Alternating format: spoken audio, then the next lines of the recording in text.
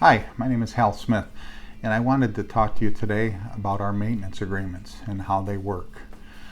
The challenge that the industry has is that when it's very hot or very cold out, we don't have near enough technicians, nor does any other company out there.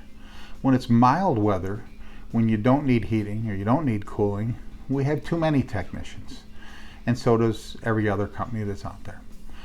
So what we do to solve this is we have our maintenance agreement program. So for our customers that are kind enough to let us come in and service their equipment in mild weather, in the in-between seasons, we typically like to do it during the spring and summer months.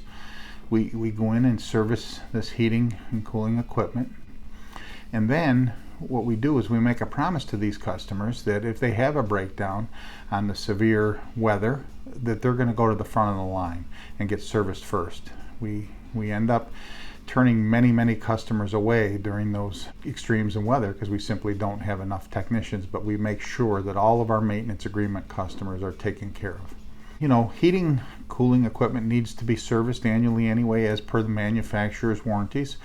And this is just a good way to get it done, and it's a partnership between our customers and ourselves. It keeps our good technicians working during the mild weather, and then they're happy to work during the extremes in weather when we don't have enough technicians. It's a great program for all.